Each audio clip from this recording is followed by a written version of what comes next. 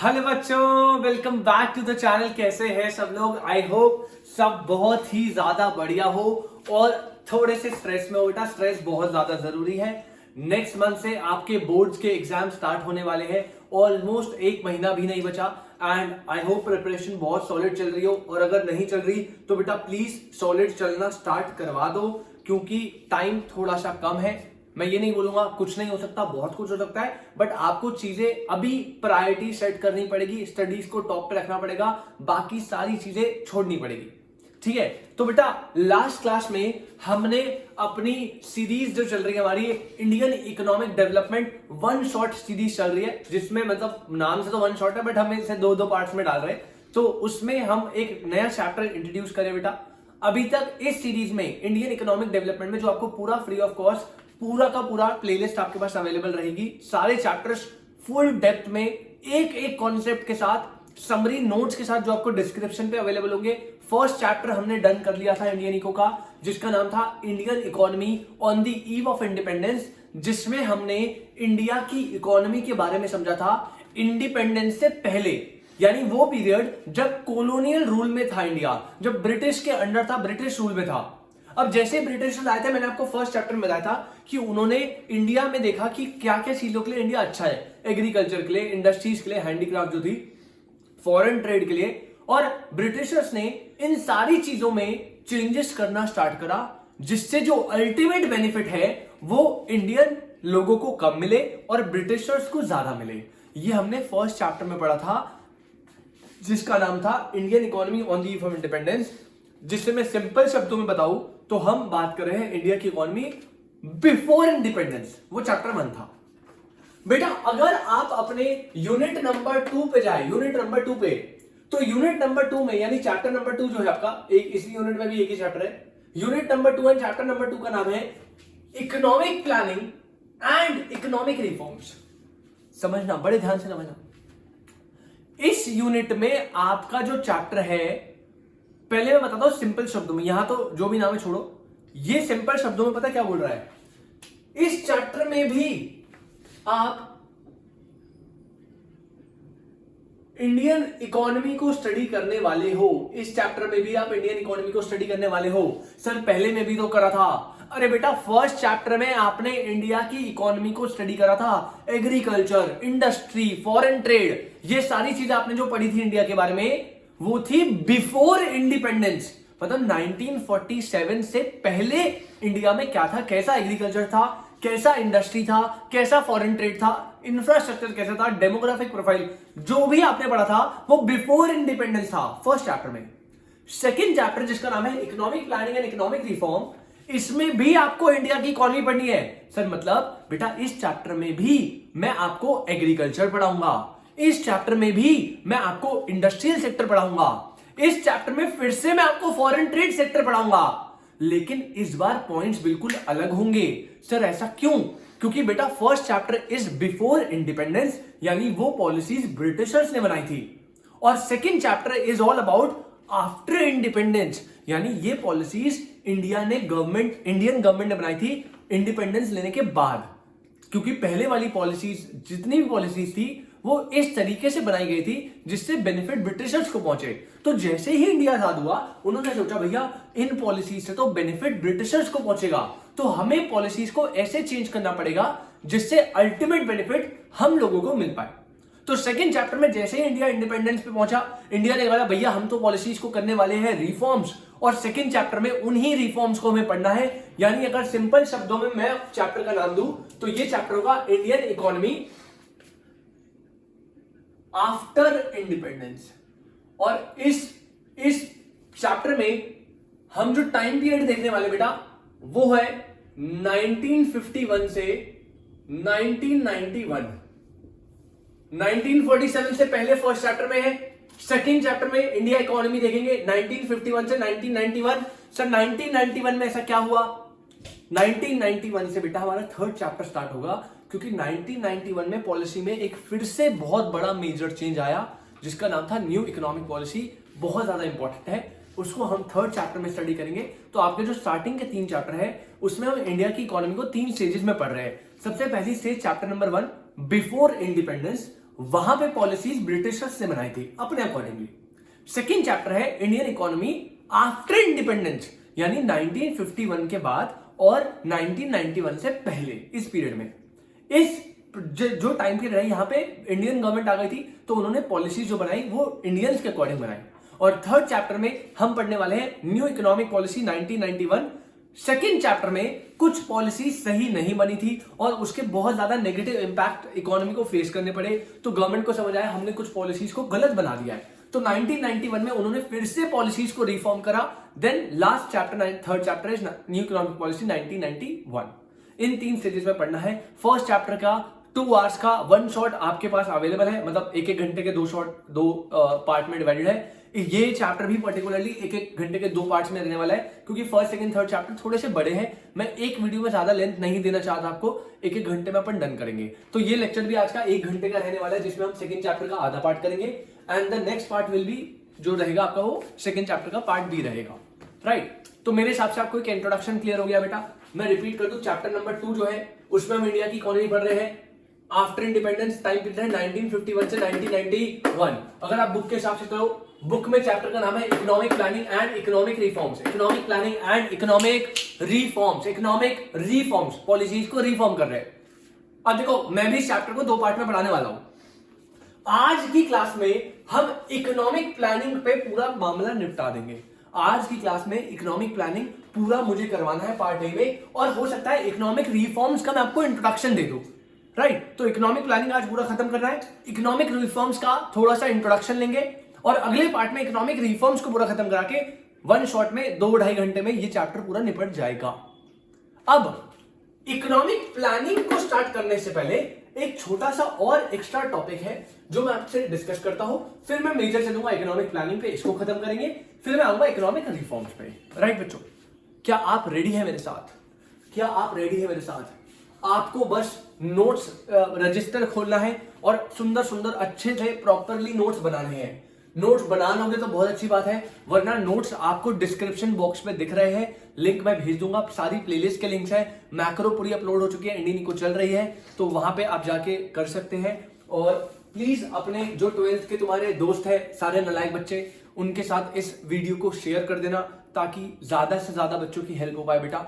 अब यहां पे हम डिस्कशन चलाते हैं अपना सबसे पहला टॉपिक, इकोनॉमिक प्लानिंग पे बढ़ने से पहले। इकोनॉमिक प्लानिंग पे बढ़ने से पहले हमारा जो पहला टॉपिक है, छोटा सा, कभी कभार एमसीक्यू में आ जाता है, that is types of economy. Types of economy, economy के कितने टाइप्स होते हैं? सिंपल शब्दों में बस जितना मैं बता रहा हूं उतना समझो बेटा। इकोनॉमी को हमने 3 पार्ट्स में डिवाइड करा है। इकोनॉमी को हमने 3 पार्ट्स में डिवाइड करा, बोलते रहना मेरे साथ साथ, कसम है आपको।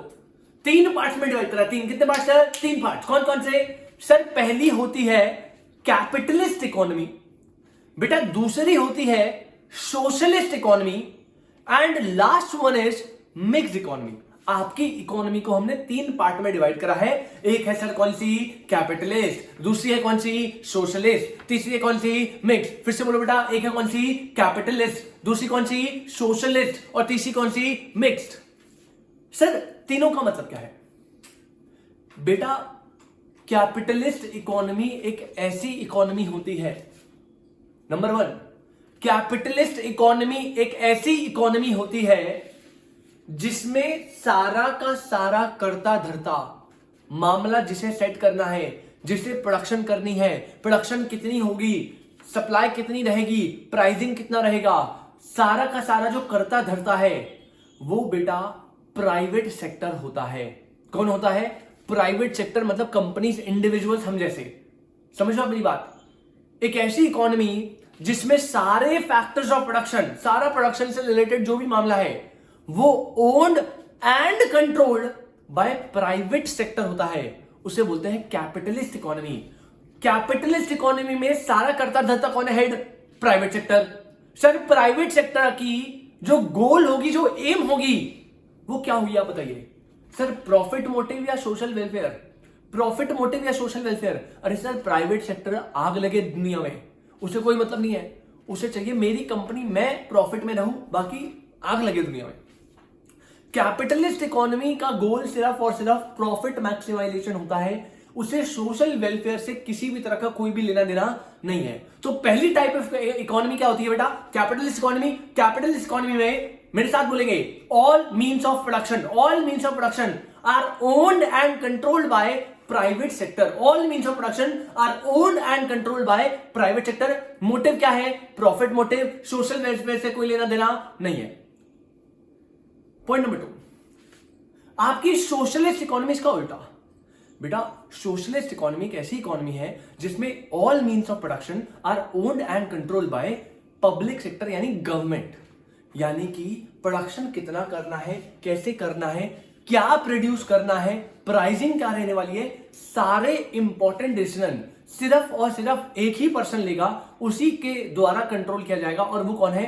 गवर्नमेंट। वो कौन है? गवर्नमेंट। इसे बोलते हैं सोशलिस्ट इकोनॉमी। अब जब गवर्नमेंट करता धरता है तो उसका एम प्रॉफिट मोटिव होगा या सोशल वेलफेयर। सर गवर्नमेंट कभी प्रॉफिट के लिए काम नहीं करती, non profit organisation. Sir government का मेन एम होगा सोशल वेलफेयर को इंक्रीज करना। तो बेटा बिल्कुल आप सही सोच रहे हैं। कैपिटलिस्ट और सोशलिस्ट में मेरे हिसाब से डिफरेंस क्लियर है। मैं फिर से रिपीट कराऊं। सबसे पहले कैपिटलिस्ट क्या होती है? जिसमें सारे factors of production own and control होंगे किसके द्वारा? प्राइवेट के द्वारा। प्रॉफिट मैक्सिमाइजेशन एम होगा, सोशल वेलफेयर से लेना देना नहीं है। सोशलिस्ट इकोनॉमी में सारे factor of production owned and control होंगे by the government. Profit maximization से कोई लेना देना नहीं है, सिर्फ सोशल वेलफेयर पे फोकस है। पर आप मुझे यह बताइए कि कैपिटलिस्ट एंड सोशलिस्ट दोनों में से कौन सी अच्छी है? जल्दी से कमेंट करके बताइए बेटा, कैपिटलिस्ट और सोशलिस्ट दोनों में से कौन सी इकोनॉमी सबसे बेस्ट है? सर कुछ बच्चे कह रहे हैं कैपिटलिस्ट सर पैसा आएगा सर, बहुत पैसा आएगा। कुछ बच्चे कह रहे हैं सर सोशलिस्ट, सर पैसा कमाने के चक्कर में गरीब आदमी को मार दोगे आप। सोशलिस्ट बढ़िया सर, सबका भला करो भला करो भला करो। आप सबका भला करोगे, भगवान आपका भला करेगा, पैसे की कोई दिक्कत नहीं है। कुछ बच्चे कैपिटलिस्ट को बोल रहे हैं, कुछ बच्चे सोशलिस्ट को बोल रहे हैं। बट बेटा मैं आपको एक चीज क्लियर कर दूं, दोनों ही इकोनॉमी बढ़िया नहीं है। सर क्यों? थोड़ा सा बियॉन्ड दी बॉक्स आके सोचते हैं। कैपिटलिस्ट इकोनॉमी सिर्फ और सिर्फ फोकस करता है प्रॉफिट पे, उसका एम नहीं है सोशल वेलफेयर। मतलब अगर किसी कंट्री में कैपिटलिस्ट इकोनॉमी स्टैब्लिश है तो बेटा वहां पे रिच पीपल तो राजा है, कंज्यूमर तो राजा है भैया, जो जिसके पास पैसा है वो तो राजा है। क्योंकि प्रोड्यूसर तो भैया प्रॉफिट कमाना है, वो तो कहेगा भाई तेरे पे पैसा है, तू बता तुझे क्या चाहिए, तुझे गाड़ी चाहिए, वो गाड़ी प्रोड्यूस करने बैठेगा। गरीब लोगों को अनाज चाहिए वहां पे, वो कह रहा है मुझे मतलब नहीं है भाई गरीबों से, कह रहा है सोशल वेलफेयर थोड़ी करने आ रहा हूं, मुझे प्रॉफिट कमाना है, प्रॉफिट होगा उस बंदे से क्योंकि उसके पास पैसा है और उसे चाहिए गाड़ी, तो मैं गाड़ी प्रोड्यूस करूंगा। बेटा कैपिटलिस्ट इकोनॉमी में पैसा तो आप कमा लोगे, लेकिन आपकी इकोनॉमी में गरीब लोग भूखे मर जाएंगे। यहां पे बहुत टेंशन वाली बात है।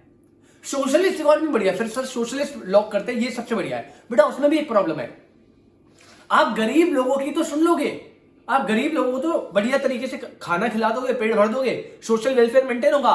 अरे लेकिन एक टाइम के बाद इकोनॉमी को रन करने के लिए गवर्नमेंट को भी तो पैसा चाहिए, और जब प्रॉफिट ही नहीं अर्न करेंगे लोग, जब प्रॉफिट ही नहीं आएगा तो गवर्नमेंट के पास टैक्स कहां से आएगा, गवर्नमेंट के पास पैसा कहां से आएगा? सोशल वेलफेयर करने के लिए भी तो पैसा चाहिए, गवर्नमेंट के पास तो एक लिमिट तक होगा। तो कैपिटलिस्ट इकोनॉमी भी कंप्लीटली अच्छी नहीं है, वहां गरीब आदमी मरेगा। सोशलिस्ट इकोनॉमी भी कंप्लीटली अच्छी नहीं है, वहां पे आपका जो है पैसा इनकम का जनरेशन ही नहीं होगा, तो दिक्कत हो जाएगी। तो बेटा एक थर्ड एलिमेंट डाला है, और इंडिया ने इंडिपेंडेंस के बाद इस मेथड को अडॉप्ट करा, इस टाइप्स ऑफ इकोनॉमी को अडॉप्ट करा। इससे पहले क्या था, इससे बहुत टेंशन है। सोशलिस्ट कैपिटलिस्ट कुछ नहीं करना। जैसे ही इंडिपेंडेंस मिली, इंडिया ने बोला ना ही हम सोशलिस्ट है ना ही हम कैपिटलिस्ट है, हम एक नया एक अलग तरीके की इकोनॉमी बिल्ड करेंगे, that is a mixed economy. Mixed economy होती है एक ऐसी इकोनॉमी जिसमें कैपिटलिस्ट और सोशलिस्ट दोनों की अच्छी बातें हैं और दोनों की बुरी बातों को छोड़ दिया। मतलब मिक्स्ड इकोनॉमी दोनों का मिक्स है। यहां पे जो प्राइवेट और गवर्नमेंट है दोनों मिक्सिंग में काम करेंगे और दोनों के अपने अपने रोल सेट है। जैसे कुछ पर्टिकुलर डिपार्टमेंट पब्लिक के लिए, गवर्नमेंट के लिए है, उसमें प्राइवेट एंटर नहीं कर सकता, और बाकी सारे डिपार्टमेंट जो है वो प्राइवेट को ओपनली छोड़े, भाई आपको जो प्रोडक्शन करना है करो। मिक्स्ड इकोनॉमी में प्रॉफिट भी कमाना है, लेकिन गवर्नमेंट कहती है सोशल वेलफेयर को अफेक्ट मत कर देना। आप प्रॉफिट कमाओ जितना कमाना है, लेकिन जहां अपने सोशल वेलफेयर को अफेक्ट करा वहां पे हम आ जाएंगे। तो आपको प्रॉफिट और सोशल वेलफेयर दोनों का बैलेंस रखना है। और एक इकोनॉमी में सबसे ज्यादा जरूरी चीज है कि social welfare and profit maximisation दोनों का बैलेंस हो। और आज के टाइम पे सारी इकोनॉमी मिक्स इकोनॉमी कॉन्सेप्ट पे ही चलती है, क्योंकि कैपिटलिस्ट या सोशलिस्ट इकोनॉमी रहना कंप्लीटली करेक्ट नहीं है, आइडियल नहीं है, आप नहीं रह पाओगे, राइट। तो यहां पे बेटा हमने आपको बताया टाइप्स ऑफ इकोनॉमी 3 टाइप की होती है। बिल्कुल याद रखना, इंडिपेंडेंस के बाद हमारी जो इंडियन इकोनॉमी है वो अडेप्ट करे मिक्स्ड इकोनॉमी को। यहां पे प्राइवेट और गवर्नमेंट दोनों का एक प्रॉपर मिक्सिंग होगी, दोनों के सेट फॉर्मेट्स होंगे, काम होंगे, प्रॉफिट मैक्सिमाइजेशन भी होगा, सोशल वेलफेयर भी होगा। क्या इसमें किसी को कोई दिक्कत? क्या टाइप्स ऑफ इकोनॉमी में किसी को कोई दिक्कत? बेटा जल्दी से बोलो यस और नो, जल्दी से बोलो यस और नो। नो सर, तो मेरे साथ जल्दी से समराइज करें एक बार, जल्दी से। सर इकोनॉमी कितने टाइप्स की? 3। Number 1 capitalist, number 2 socialist, number 3 mix. Capitalist economy में सारे factors of production owned and controlled by private sector, owned and controlled by private sector. अरे मोटिव क्या होता है?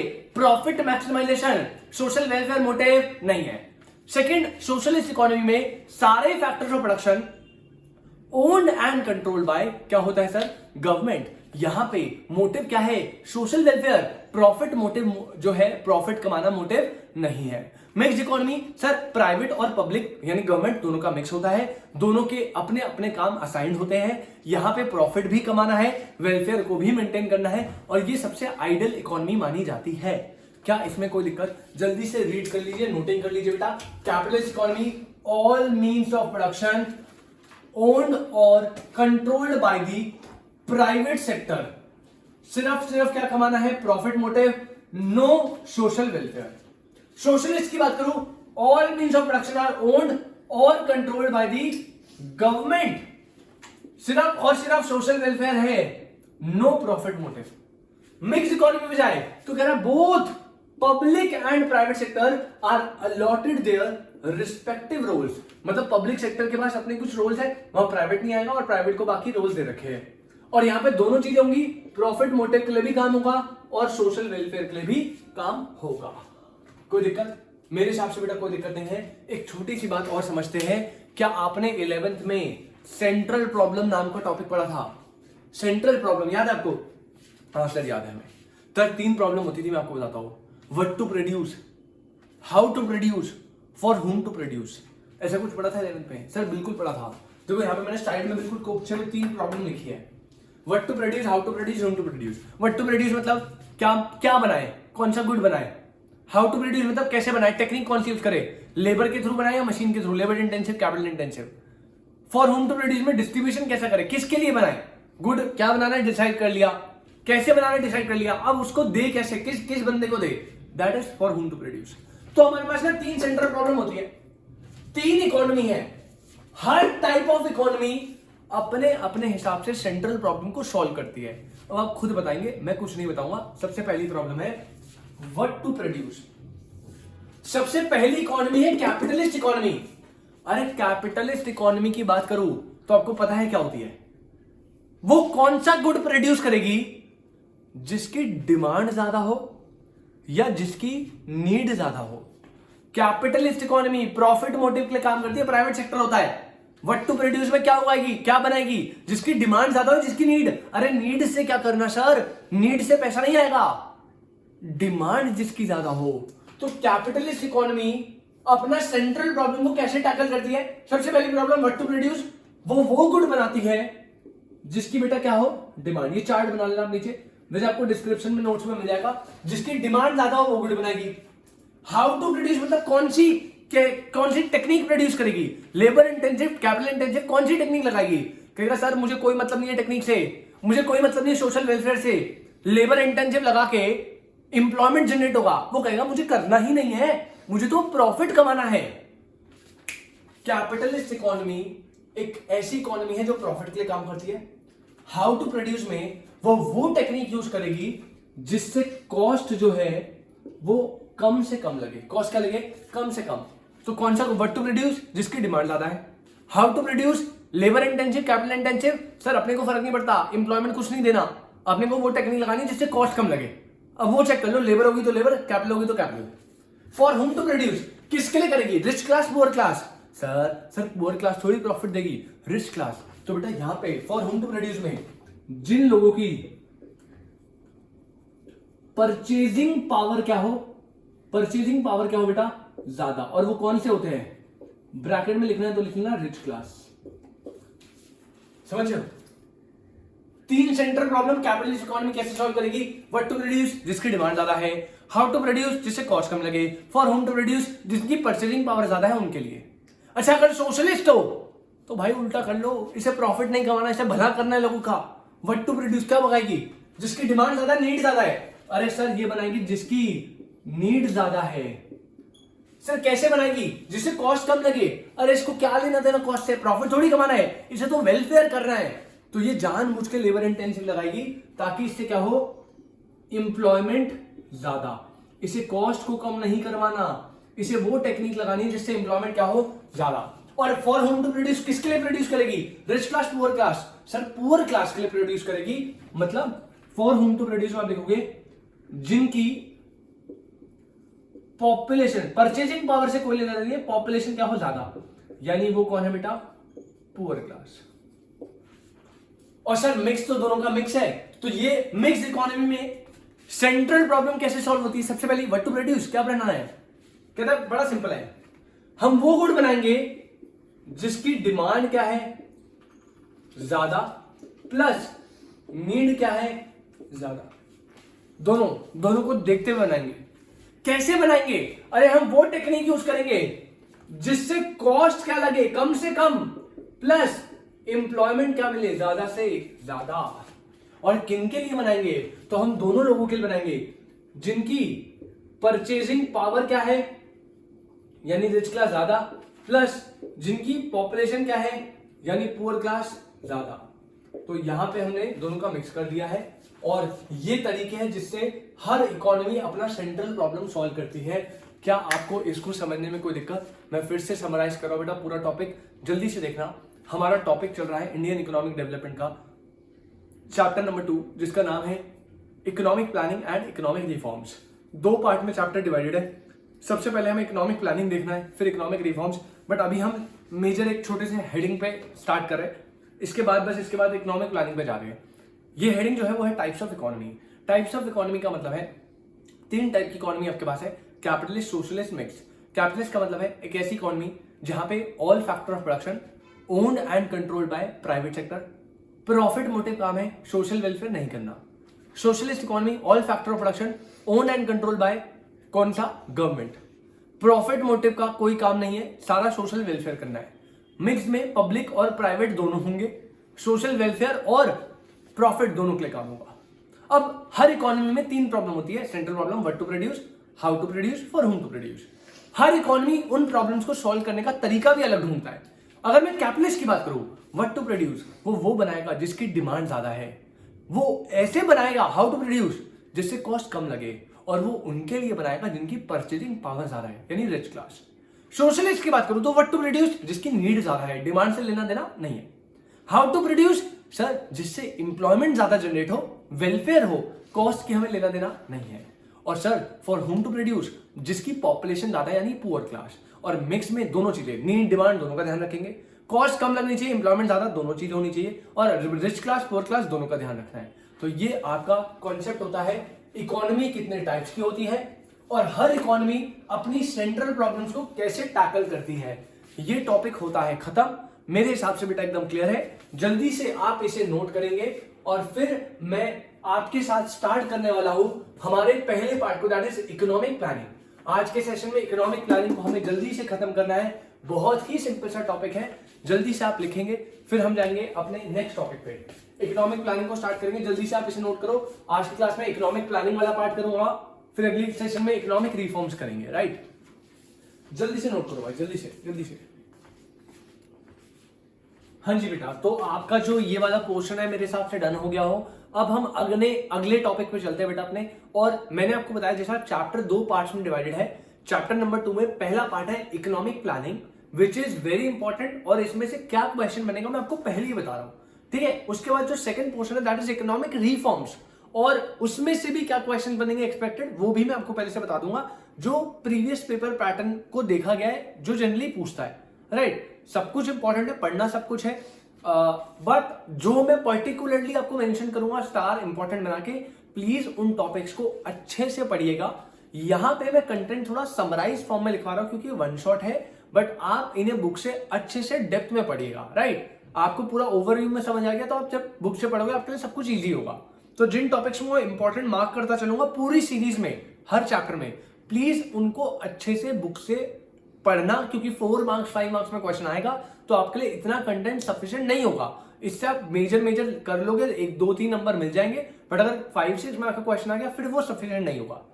तो बेटा अगर मैं बात करूं इकोनॉमिक प्लानिंग की, तो सबसे पहले यहाँ पे बेसिक है इंट्रोडक्शन इकोनॉमिक प्लानिंग का। अब मैं आपको बताता हूँ सीन क्या है। सीन बड़ा सिंपल है। अभी इस चैप्टर में मैंने आपको बताया हम बात करेंगे इंडिया की इकोनॉमी की 1951 यानी इंडिपेंडेंस के बाद से 1991 तक। इंडिपेंडेंस से पहले इकोनॉमी की बैंड बजी पड़ी थी, ब्रिटिशर्स ने भैया लंका लगा दी तगड़ी वाली।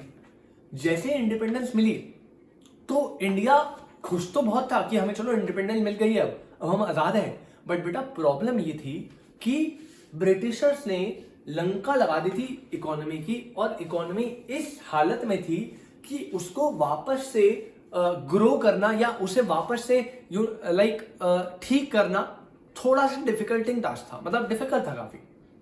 अब गवर्नमेंट को यह समझ आया इंडिया की कि यार देखो अभी हमारी इकोनॉमी बिल्कुल यहां पर है, हमें इकोनॉमी को ले जाना है बिल्कुल यहां पे, इकोनॉमी को ग्रो करना है ड्रास्टिकली, लेकिन यहां से यहां तक का जो रास्ता है वो बहुत लंबा है, और इकोनॉमी को ग्रो करने के लिए जो अवेलेबल रिसोर्सेज है वो बहुत कम है, वो लिमिटेड है, रिसोर्सेज आर लिमिटेड, और ग्रो करने के लिए हमें बहुत सारा चीजें करनी है।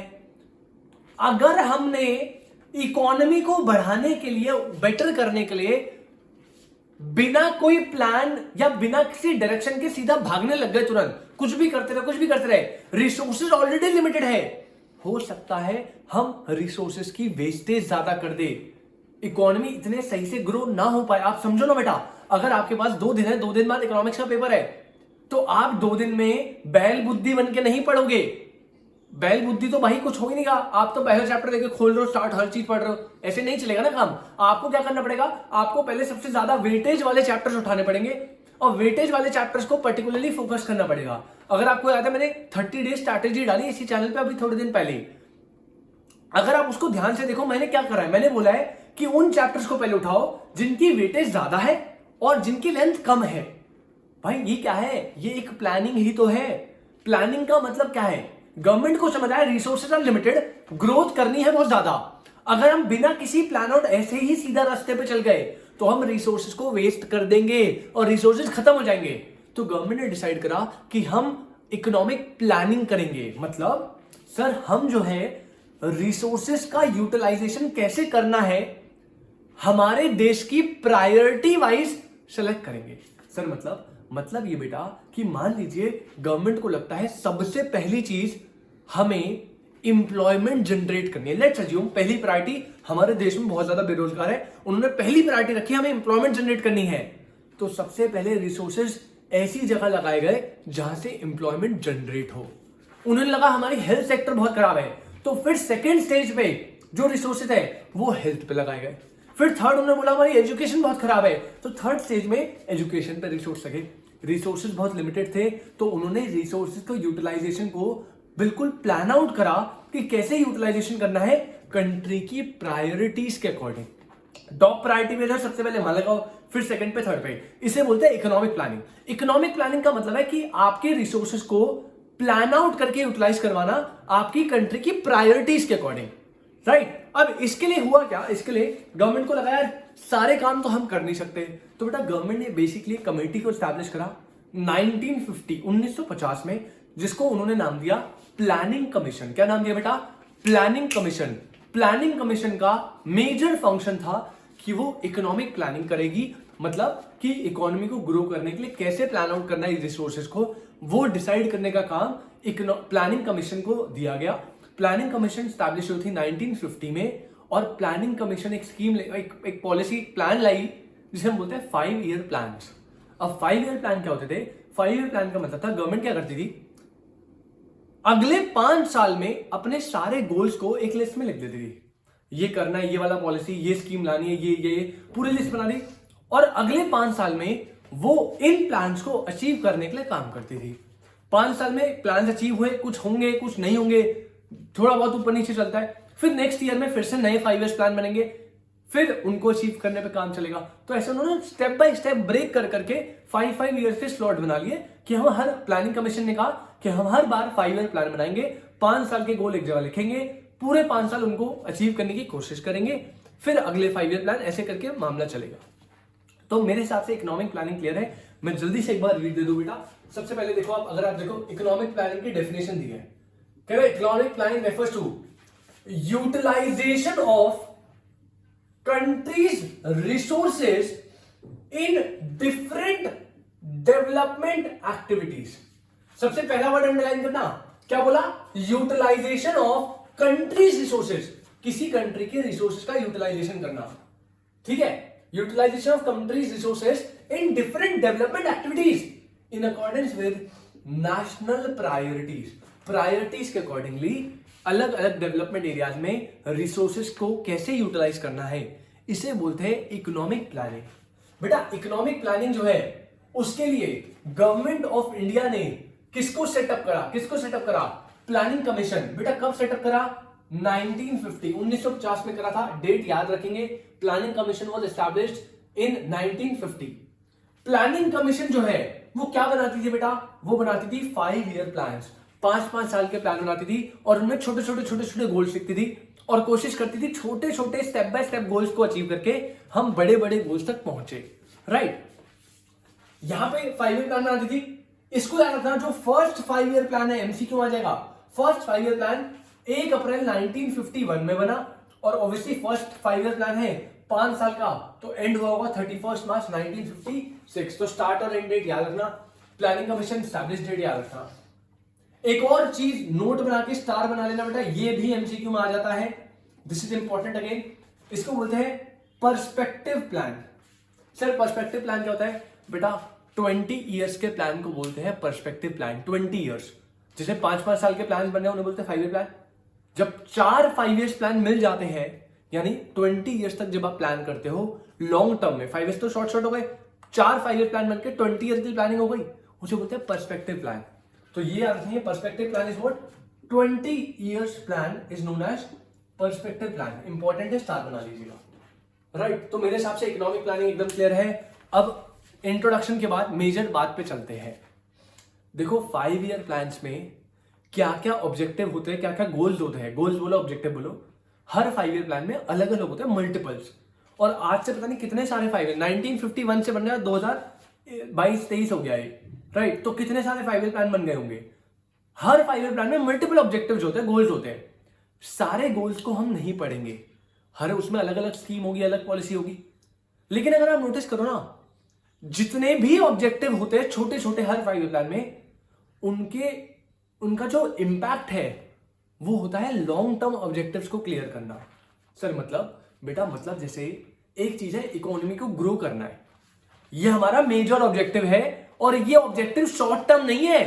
अरे देखो ना, इकोनॉमी ग्रो करना कोई शॉर्ट टर्म है। अब मैं बोलूं भाई आपको अमीर होना है, अब अमीर का कोई शॉर्ट टर्म थोड़ी है। आपने 1 करोड़ कमा लिया, अब आप अमीर हो। अब आप कहोगे 2 करोड़ कमाना है, 2 करोड़ कमा लिया, फिर आप अमीर हो। आप कहोगे 5 के बाद आप अमीर हो, आप कहोगे सर 10 20। तो ये कभी नेवर एंडिंग प्रोसेस है। ऐसे इकोनॉमी ग्रोथ भी तो नेवर एंडिंग है, कॉन्टिन्यूस प्रोसेस है ना। आपने 2% का रेट कर लिया, आप कहोगे जीडीपी और बढ़ाओ, आपने 3 कर ली, आप कहोगे और 5 हो गई, 10 हो गई, 20 हो गई, आप हर साल चाहोगे और बढ़े। तो ग्रोथ जो है वो एक लॉन्ग टर्म ऑब्जेक्टिव है, और ऑब्जेक्टिव कैसे आप पूरा ही नहीं कर सकते, ये तो कॉन्टिन्यूस प्रोसेस है। तो गवर्नमेंट ने कहा हम क्या करते हैं ना, लॉन्ग टर्म ऑब्जेक्टिव्स तो सेट है, 5 ईयर प्लान में हम छोटे छोटे चीजें बनाते हैं, जिन शॉर्ट टर्म ऑब्जेक्टिव्स का पर्पस ये होता है कि हम लॉन्ग टर्म ऑब्जेक्टिव्स को बेटर कर पाए। जैसे इकोनॉमी में ग्रोथ करना 1-5 साल में पॉसिबल नहीं है, तो गवर्नमेंट हर 5 साल में ऐसी स्कीम्स बनाती है जिनका पर्पस होता है ग्रोथ करना। तो ग्रोथ एक लॉन्ग टर्म मेजर ऑब्जेक्टिव है, और उसको पूरा करने के लिए प्लानिंग कमीशन हर 5 ईयर प्लान में कुछ छोटे छोटे ऑब्जेक्टिव डालती है। अब हर 5 साल में जो छोटे ऑब्जेक्टिव है उन्हें हमें नहीं पढ़ना क्योंकि वो तो बहुत सारे हो जाएंगे। हमें पढ़ना है 5 ईयर प्लान के बेसिक गोल्स को या बोलो लॉन्ग टर्म ऑब्जेक्टिव्स को। तो इसको आप दूसरे नाम से लॉन्ग टर्म ऑब्जेक्टिव भी समझ सकते हो बेटा, चाहे ऑब्जेक्टिव बोले चाहे बेसिक गोल्स बोले, दोनों का मतलब सेम है, कंफ्यूज प्लीज मत होइएगा। बेसिक गोल्स या long term objectives of 5 year plan. Short term तो बहुत सारे हैं, नहीं पढ़ने, आपको बस 4 ऑब्जेक्टिव पढ़ने हैं और दीज आर जेम्स। ठीक है, ये क्या है हमारे इकोनॉमी के जेम्स, ऐसे याद रखना 4 है। पहले ही बता रहा हूं मोस्ट इंपॉर्टेंट मार्क कर लो, बोर्ड के पेपर में बहुत बार आया है। सर कैसा आएगा ऑब्जेक्ट, 5 ईयर प्लान का ऑब्जेक्टिव बता दो। ना ना ना बेटा, इन चारों में से कोई भी एक पॉइंट आएगा कि एक्सप्लेन मॉडर्नाइजेशन। जैसे G stand for growth, E stand for equity, M stand for modernization, S stand for self sufficiency. तो हर 5 ईयर प्लान के, कोई भी 5 ईयर प्लान हो, उसमें जनरली एक बेसिक गोल तो 4 होते ही है कि इकोनॉमी ग्रो करे, इकोनॉमी में जो है भाई इक्विटी मेंटेन रहे, अमीर गरीब सेम समान रहे, मॉडर्नाइजेशन कंप्लीटली होती रहे, नई नई चीजें आती रहे, और सेल्फ सफिशिएंसी मतलब आत्मनिर्भर आप बनते रहे। ठीक है, जैसे make in India, make in India भी किसके लिए है, वो सेल्फ सफिशिएंट बनने के लिए, राइट। तो ये चीज है। तो लॉन्ग टर्म ऑब्जेक्टिव सिर्फ 4 है, gems, GEMS, growth, equity, modernisation, self sufficiency. इन चारों को हमें अचीव करना है। और ये चारों क्या होते हैं, इनसे रिलेटेड क्वेश्चन आएगा। क्वेश्चन कभी भी नहीं आएगा चारों बताइए, क्वेश्चन आएगा explain modernisation an objective of 5 year plan. एक ऑब्जेक्टिव पूछेगा, मॉडर्नाइजेशन बता दो, ग्रोथ बता दो, इक्विटी बता दो, कोई भी एक ऑब्जेक्टिव पूरा बोलेगा एक्सप्लेन करो। 4 मार्क्स का क्वेश्चन, बहुत ही ज्यादा इंपॉर्टेंट। इस पूरे चैप्टर में से 2 पार्ट है, इकोनॉमिक रिफॉर्म्स की मैं अलग बात करूंगा। अगर मैं इकोनॉमिक प्लानिंग की बात करूं तो इकोनॉमिक प्लानिंग में सबसे इंपॉर्टेंट टॉपिक है ये आपके ऑब्जेक्टिव्स या goal of 5 year plan. 4 goals है, gems, growth, equity, modernisation and self sufficiency. तो अभी मैं इसका पूरा एक चार्ट बना के आपको दिखाऊंगा, सब कुछ समझाऊंगा, टेंशन ना लेना। बस मैं रिकमेंड कर रहा हूं, इंपॉर्टेंट मार्क करवाया है तो इन चारों को यहां तो पढ़ना है, नोट्स भी बनाना है, याद भी करना है, बट एक बार बुक से जरूर गो थ्रू करिएगा क्योंकि 4 नंबर में हो सकता है कंटेंट आपको थोड़ा ज्यादा लिखना पड़े, तो आपको कंटेंट मिल जाएगा बुक से, राइट। यहां तो मैं ऑन पॉइंट बात करूंगा जो मेन मुद्दे की बात है। तो जल्दी से आप पहले ये नोट करिए, इकोनॉमिक प्लानिंग क्या है, कैसे हुआ, सब मैंने आपको बता दिया। इकोनॉमिक प्लानिंग के ऑब्जेक्टिव या गोल्स क्या है, शॉर्ट टर्म तो छोटे छोटे है ही, मेजर गोल्स है 4, growth, equity, modernisation and self sufficiency. इन चारों को हम आपके सामने अभी करते हैं स्टार्ट, फटाफट जल्दी से आप ये नोट करेंगे भाई, फटाफट ये नोट करो और फिर आप इसी हेडिंग को हमें कंटिन्यू करना है, जल्दी से नोट करेंगे। हाँ जी बेटा, तो अभी तक हमने 2 पोर्शन को डन कर लिया है चैप्टर नंबर 2 में। सबसे पहले चैप्टर को 2 पार्ट में डिवाइड करा, जल्दी से बेटा बार बार बोलना है क्योंकि हमें अभी याद करना है। सबसे पहले हमने चैप्टर को 2 पार्ट में डिवाइड करा। पहला पार्ट है इकोनॉमिक प्लानिंग, दूसरा पार्ट है इकोनॉमिक रिफॉर्म जो अगले पार्ट में होगा। आज हमने इकोनॉमिक प्लानिंग से भी पहले हमने देखा कि इकोनॉमी कितने टाइप की होती है बेटा, 3 टाइप की, एक होती है कैपिटलिस्ट, एक होती है सोशलिस्ट और एक होती है मिक्स। सर कैपिटलिस्ट इकोनॉमी में सारे factors of production owned and controlled होते हैं बाय प्राइवेट सेक्टर, मोटिव होता है प्रॉफिट कमाना, सोशल वेलफेयर से कोई मतलब नहीं है। सोशलिस्ट में सारे factors of production owned and control होते हैं बाय गवर्नमेंट, प्रॉफिट होता है सोशल वेलफेयर, प्रॉफिट से कोई मोटिव नहीं है। थर्ड मिक्स में दोनों का बैलेंस होता है, मतलब पब्लिक प्राइवेट दोनों काम करेंगे साथ में मिलजुल के, सबके जो वर्क है वो अलॉटेड है ऑलरेडी, और यहाँ पे प्रॉफिट और सोशल वेलफेयर दोनों को साथ लेके चलना है। अब तीनों इकोनॉमी अपनी सेंट्रल प्रॉब्लम्स को अलग अलग तरीके से टैकल करती है। कैपिटलिस्ट में व्हाट टू प्रोड्यूस, जिसकी डिमांड ज्यादा है, हाउ टू प्रोड्यूस, जिससे कॉस्ट कम लगे, फॉर होम टू प्रोड्यूस, जिन लोगों की परचेजिंग पावर ज्यादा है क्योंकि प्रॉफिट कमाना है। सोशलिस्ट की बात करें, व्हाट टू प्रोड्यूस, जिसकी नीड ज्यादा है, how to produce, sir cost कम नहीं करनी, हमें एम्प्लॉयमेंट देना है, और number 3 for whom to produce, जिनकी पॉपुलेशन ज्यादा है, मतलब गरीब लोग, पुअर पीपल। अगर मैं बात करूं थर्ड मिक्स्ड इकोनॉमी, तो सर क्या, व्हाट टू प्रोड्यूस, जिसकी नीड एंड डिमांड दोनों है, हाउ टू प्रोड्यूस, सर ऐसी टेक्निक जिससे कॉस्ट भी कम लगे और एम्प्लॉयमेंट भी जनरेट हो, for whom to produce, sir अमीर आदमी गरीब आदमी दोनों के लिए प्रोडक्शन करेंगे अपन, बहुत अच्छे लोग हैं। तो ये हमारा इकोनॉमी था। फिर मैं अभी 1 मिनट पहले इकोनॉमिक प्लानिंग आपको बताया। सर इकोनॉमिक प्लानिंग का मतलब है कि सर हमारी कंट्री के जो रिसोर्सेज है वो लिमिटेड है। अब अगर हमें ग्रोथ करनी है और ग्रोथ करने के लिए हम उसका ऐसे ही यूटिलाइजेशन करने लग गए तो बहुत ज्यादा प्रॉब्लम हो जाएगी। तो गवर्नमेंट ने डिसाइड करा कि हम इकोनॉमिक प्लानिंग करेंगे, मतलब हमारे रिसोर्सेज से डेवलपमेंट करने के लिए किस तरीके से यूटिलाइजेशन किया जाएगा हमारी कंट्री की प्रायोरिटीज के अकॉर्डिंग। तो वो रिसोर्सेज को कैसे यूटिलाइज करना है प्रायोरिटीज के अकॉर्डिंग, उस प्रोसेस को बोलते हैं इकोनॉमिक प्लानिंग। बेटा इकोनॉमिक प्लानिंग के लिए गवर्नमेंट ने सेटअप करा 1950 में प्लानिंग कमीशन, जिसे आज के टाइम पे एक चीज और याद रखना, आज के टाइम पे बोलते हैं नीति आयोग। प्लानिंग कमीशन का काम था 5 इयर्स के प्लान बनाना, हर 5 साल प्लान बनते थे, उन हर 5 साल के प्लान में कुछ कुछ ऑब्जेक्टिव होते थे और 5 ईयर प्लान पहला बना था 1 अप्रैल 1951 से लेकर 31 मार्च 1956 तक। कोई दिक्कत? इसके अलावा जब मैं 20 इयर्स के प्लान की बात करता हूं, मतलब 5 इयर्स प्लान जो है, 5 year plan plus 5 year 5 year 5 year 20 year की जब प्लान होती है उसे बोलते हैं प्रेस्पेक्टिव प्लान। ये भी याद रखेंगे।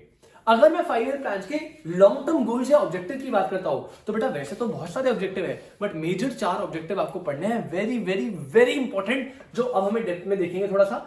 वो है जेम्स। पहला growth, equity, modernisation and self sufficiency. चारों में से कोई भी एक पॉइंट आ सकता है। मैं बार बार रिपीट कर रहा हूं, इस फास्ट ट्रैक बैच में हम सब कुछ आपको पढ़ाएंगे, बट प्लीज जिन टॉपिक को मैं मोस्ट इंपॉर्टेंट मार्क कर रहा हूं आप बुक से एक बार जरूर रीड करेंगे बेटा, क्योंकि 4 मार्क्स के लिए कंटेंट यहां पे सफिशिएंट नहीं होगा, क्योंकि यहां समझाने के लिए जल्दी जल्दी मैं समराइज फॉर्म में आपको बता रहा हूं। राइट, कोई टॉपिक नहीं छोड़वा रहा, कोई इंपॉर्टेंट बात नहीं छोड़वा रहा, बट लिखवाने वाला पोर्शन में नहीं करवा रहा है यहाँ पे, क्योंकि ये 1 शॉट है। तो आप प्लीज बुक से एक बार इंपॉर्टेंट जिनको मैं स्टार बना रहा हूं उन्हें प्लीज गो थ्रू कर लीजिएगा। And this is again a most important topic, 4 marks के लिए आएगा। अब इनमें से कोई भी आ सकता है, तो आप प्लीज चारों को एक बार बुक से रीड जरूर कर लीजिएगा। और सिंपल से टॉपिक है। अब सबसे पहले अपन स्टार्ट करते हैं बेटा ग्रोथ से। पहला 5 ईयर प्लान जब गवर्नमेंट बनाती है, प्लानिंग कमीशन बनाती है, तो उनका सबसे मेजर ऑब्जेक्टिव होता है कि हम जितने भी प्लान बनाए उन सबसे इकोनॉमी की ग्रोथ हो। इकोनॉमी की क्या हो? ग्रोथ। और ग्रोथ को मेजर करने के लिए सबसे अच्छा टूल है, ग्रोथ का इंडिकेटर जो होता है वो होता है GDP. GDP, gross domestic product. अगर आपने मेरे साथ नेशनल इनकम पढ़ा है, आप इस वर्ड से बहुत अच्छे से वाकिफ होंगे, आपको बहुत अच्छे से पता होगा क्या होता है, बट जिनको नहीं पता मैं बता दूं बेटा, ग्रॉस डोमेस्टिक प्रोडक्ट जीडीपी। कोई भी इकोनॉमी ग्रो कर रही है या नहीं कर रही, इसको मेजर करने का सबसे बेस्ट तरीका है जीडीपी। ऑल्दो ट्रू पिक्चर फिर भी नहीं देता, बट स्टिल जीडीपी एक अच्छा इंडिकेटर है, ठीक ठाक मेजरमेंट दे देता है कि ग्रोथ का क्या सीन है। ठीक है, अब अगर जीडीपी की बात करूं, जीडीपी का मतलब होता है एक साल में एक इकोनॉमी में जितनी भी प्रोडक्शन हुई गुड्स और सर्विसेज की, उसकी वैल्यू। क्या बोला? एक साल में एक इकोनॉमी में गुड्स एंड सर्विसेज की जितनी भी प्रोडक्शन हुई उसकी वैल्यू। तो अगर आपकी इकोनॉमी में production level of goods and services बढ़ेगा तो जीडीपी बढ़ेगी, अगर प्रोडक्शन लेवल कम होगा तो जीडीपी कम होगी। इकोनॉमी की ग्रोथ डिपेंड करती है जीडीपी से, और उससे भी इंपॉर्टेंट है, जीडीपी से भी इंपॉर्टेंट, पर कैपिटा इनकम। मतलब ऐसा नहीं होना चाहिए कि आपकी जीडीपी बढ़ गई, हमने बोला और जीडीपी बढ़ गई, अच्छी बात है सर, बहुत बहुत मजा आ गया सर, जीडीपी बढ़ गई, अच्छी बात है, लेकिन जब मुड़कर देखा तो जीडीपी बढ़ने के साथ साथ आपकी पॉपुलेशन उससे ज्यादा बढ़ गई। मतलब ये कि मान लीजिए अगर 10 लोग हैं, पॉपुलेशन है 10 लोगों की, और वो प्रोडक्शन कर रहे हैं 100 kg, दिस इज प्रोडक्शन, तो ये जीडीपी हमारी हो गई। अब मान लीजिए प्रोडक्शन जो है वो इंक्रीज होकर हो गया 200 kg। आप कह रहे हो सर देखो कितनी अच्छी बात है, कितनी अच्छी बात है, जीडीपी बढ़ गई, हमारी प्रोडक्शन बढ़ गई, मैंने कहा बहुत अच्छी बात है। लेकिन जब हमने मुड़ के देखा तो बेटा यहां पे देखो, ये पीपल जो हो गए ना, ये हो गए 50 पीपल। अब समझो यहां पे, जब मैं यहां पे पर कैपिटा इनकम निकालूंगा, पर कैपिटा अवेलेबिलिटी कि पर पर्सन कितना होगा, तो देखो 10 लोगों के पास 100 किलो है, यानी जीडीपी अपॉन में पॉपुलेशन, पर कैपिटा कितनी निकल रही है बेटा? 10 kg पर पर्सन अवेलेबल है। और इस साइड में अगर आप जीडीपी देखो तो जीडीपी तो बढ़ रही है, लेकिन इसकी पर कैपिटा अवेलेबिलिटी निकालना, पर कैपिटा कैसे निकलेगी भाई? 200 लोग, 200 किलो है 50 लोगों के लिए, तो अगर आप इसे नोटिस करो बेटा, यहाँ 4 यानी 4 kg पर पर्सन। क्या जीडीपी बढ़ रही है सर? एब्सोल्युटली जीडीपी बढ़ रही है। क्या पर कैपिटा अवेलेबिलिटी बढ़ रही है गुड्स की? नहीं सर, वो कम हो रही है।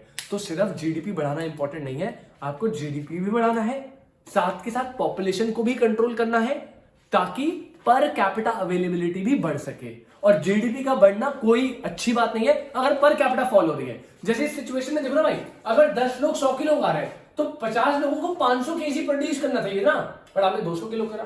तो अगर आप सिर्फ पॉपुलेशन को हटा दो, इतनी पिक्चर देखो, तो आपको लगेगा बहुत अच्छी बात है, ग्रो हो गई, आप तो मिठाई भी डला दोगे। बट बेटा पॉपुलेशन लेवल को भी तो देखो, पर कैपिटा अवेलेबिलिटी को देखो। तो मुद्दा बस इतना सा है, ग्रोथ का मतलब है कि आपकी इकोनॉमी की जीडीपी बढ़नी चाहिए, लेकिन जीडीपी अकेले बढ़े this is not good. GDP बढ़ाने के साथ आपको पॉपुलेशन को कंट्रोल रखना है ताकि जो पर कैपिटा अवेलेबिलिटी है गुड्स एंड सर्विसेज की वो इंक्रीज हो सके, राइट। उसके साथ साथ आप एक बात और याद रखेंगे, जो जीडीपी है वो क्या होता है सर, जीडीपी का मतलब है value of goods and services produced in a economy during an accounting year. तो यहां पे आप प्लीज एक बार इसे रीड दे दो। ग्रोथ माइनर पॉइंट आप समझ गए होंगे, तो आप बुक से जब रीड करोगे इजी रहेगा। पहली बात, ग्रोथ का सबसे बेस्ट इंडिकेटर इंक्रीज हो किसमें, जीडीपी, ऑल्सो इंक्रीज इन पर कैपिटा जीडीपी या per capita availability. Per capita कैसे निकलेगा sir, total GDP divided by total population. तो वो कह रहा है भैया जीडीपी को भी बढ़ाना है, साथ के साथ सिर्फ जीडीपी नहीं, पर कैपिटा जीडीपी को भी बढ़ाना है। जब दोनों बढ़ेंगे तभी ग्रोथ होगा। जीडीपी क्या होती है, GDP is what, value of goods और services produced in an economy during an accounting year.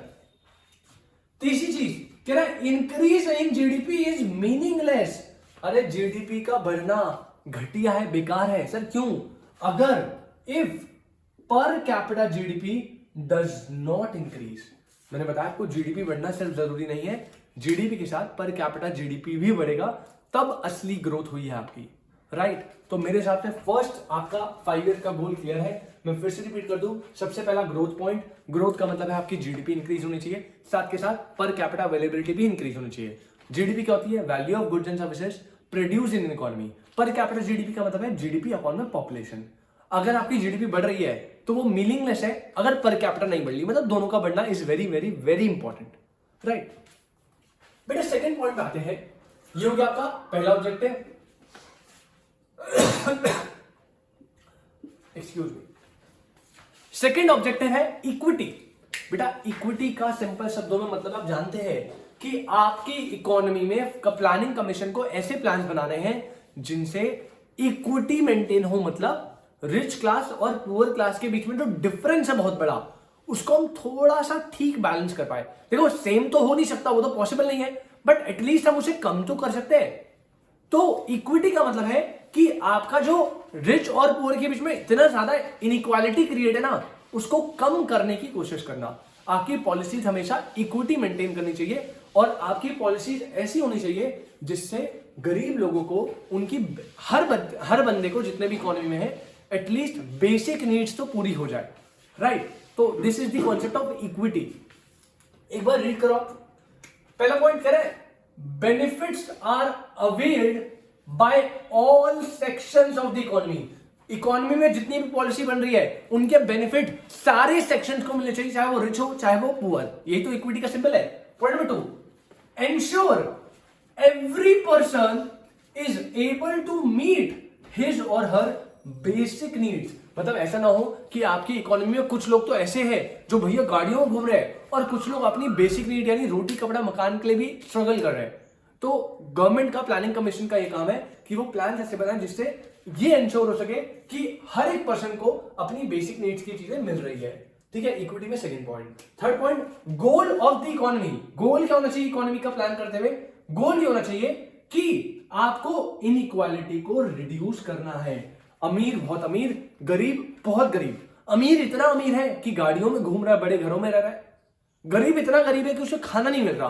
तो ये जो बहुत ज्यादा इनइक्वालिटी है इसको कम किया जाना चाहिए, ये गोल होना चाहिए, राइट। तो पहला गोल 5 ईयर प्लान का ग्रोथ होगा, ठीक है। दूसरा गोल होगा आपका इक्विटी। तीसरा गोल है मॉडर्नाइजेशन। बेटा ये ना 2 बार पेपर में आया, 2 बार, इसको प्लीज एक बार बुक से रीड कर लेना, 2 बार आया हुआ है। और सबसे अच्छी बात इसमें पता है क्या है कि सिंपल सा कॉन्सेप्ट है, और सबसे बुरी बात यह बच्चे एक चीज मिस कर जाते हैं। बच्चे मॉडर्नाइजेशन सुनते पता क्या होता है, सर मॉडर्नाइजेशन तो हमें नाम से पता लग गया, हमें टाइम के साथ साथ मॉडर्न होना पड़ेगा, नई नई टेक्नोलॉजी को अडेप्ट करना पड़ेगा, सर समझ आ गया। बेटा आप ये टेक्नोलॉजी को अडेप्ट करने वाला पॉइंट, मॉडर्न होने वाला पॉइंट तो लिख देते हो, लेकिन इसका सेकंड एस्पेक्ट जब आप नहीं लिखोगे तब तक आपको 4 में से 4 नहीं मिलेंगे, आपको 2 या 2.5 नंबर ही मिलेंगे। अगर आपको 4 में से 4 मार्क्स चाहिए मॉडर्नाइजेशन में, आपको 2 पॉइंट को एक्सप्लेन करना पड़ेगा, 2 पॉइंट। पहला पॉइंट मॉडर्नाइजेशन आता है जो आप ऑलरेडी जानते हो, that is adoption of new technology. Modernisation का मतलब होता है कि समय के साथ साथ जो टेक्नोलॉजी है उसे आपको अडॉप्ट करना है। दूसरी चीज एक और है जो सारे बच्चे मिस करते हैं इसमें, और वो बहुत इंपॉर्टेंट है, वो ये है बेटा कि आपको जो है चेंज करना है आपका सोशल आउटलुक। सोशल आउटलुक से मेरा मतलब है कि जो पुरानी चीजें चली आ रही है जिनकी कोई रिक्वायरमेंट नहीं है, जैसे बहुत सारी प्रथाएं होती है, सती प्रथा या मतलब जो भी चीजें है जो पुरानी है, जिनका कोई सेंस नहीं है, आपको माइंड से भी कल्चर वाइज भी मॉडर्न होना पड़ेगा, उन चीजों को चेंज करना पड़ेगा। तो मॉडर्नाइजेशन इन्वॉल्व कितनी चीजें बेटा? 2 चीजें। सबसे पहला मॉडर्न टेक्नोलॉजी को अडॉप्ट करना है और सोशल आउटलुक पुराने तरीके से है उन्हें चेंज करना है। कोई दिक्कत नहीं सर। 5 ईयर प्लान के कितने ऑब्जेक्टिव? 4। जेम्स की बात करी थी। पहला ग्रोथ, इक्विटी, मॉडर्नाइजेशन। जल्दी से रिपीट करोगे। ग्रोथ का मतलब क्या है? आपकी इकोनॉमी को ग्रोथ करना है। ग्रोथ कैसे करेंगे? ग्रोथ को बेस्ट इंडिकेटर जो है ग्रोथ को मेजर करने का वो है जीडीपी। लेकिन सर जीडीपी इंक्रीज होने के साथ साथ आपकी पर कैपिटा जीडीपी भी इंक्रीज होनी चाहिए। जीडीपी इंक्रीज होना मीनिंगलेस हो जाता है अगर पर कैपिटा जीडीपी नहीं बढ़ रही। जीडीपी का मतलब है value of goods and services जो प्रोड्यूस हुए इकोनॉमी में। पर कैपिटा जीडीपी है जीडीपी अपॉन में population. Point number 2 is equity. Equity का मतलब है कि आपकी इकोनॉमी में एक बैलेंस मेंटेन हो, रिच बहुत रिचर ना हो, पुअर बहुत पुअर ना हो, हर पुअर पर्सन की बेसिक नेसेसिटीज फुलफिल हो रही हो, और रिच और पुअर क्लास में जो गैप है, जो इनइक्वालिटी है, उसे कम से कम किए जाने के लिए स्टेप बनाने हैं। Third point is modernisation. 2 point आपको बताने हैं इसमें। सबसे पहला न्यू टेक्नोलॉजी को अडॉप्ट करना है। पॉइंट नंबर 2 सोशल आउटलुक को चेंज करना है। ये 3 पॉइंट हो गए। और लास्ट हमारा पॉइंट जो है दैट इज 4th ऑब्जेक्टिव या गोल ऑफ 5 ईयर प्लान, वो है सेल्फ सफिशिएंसी। इसका तो बेस्ट एग्जांपल है मेक इन इंडिया।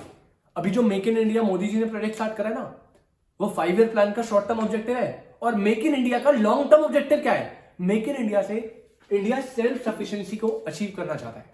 बेटा सेल्फ सफिशिएंसी मतलब आत्मनिर्भर, आप किसी पे भी डिपेंडेंट नहीं रहो।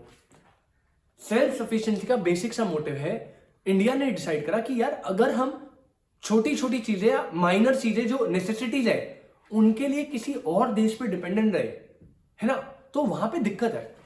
अब दिक्कत ये, लेट्स अज्यूम अगर हम किसी कंट्री पे फ्यूल के लिए बहुत एक्सेसिव डिपेंडेंट है या किसी पर्टिकुलर चीज के लिए जो जरूरी है डिपेंडेंट है, तो कल के दिन वो कंट्री और हमारे अगर रिलेशनशिप खराब हुए तो हम उनके एक काइंड ऑफ वो डोमिनेटिंग पोजीशन पे होगा और हम वीकर पोजीशन पे।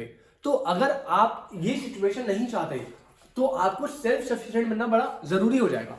सेल्फ सफिशिएंसी मतलब भैया हमें किसी पे डिपेंडेंट नहीं है, कोई इंटरफेयर नहीं कर सकता हमारी इकोनॉमी में, क्योंकि हम खुद अपना प्रोडक्शन करते हैं, खुद हम एक्सपोर्ट कर देंगे, इंपोर्ट से हमें मतलब नहीं है। ले रहे कल के दिन बंद भी हो गया, हमें कोई फर्क नहीं पड़ेगा, हम यहां बना लेंगे।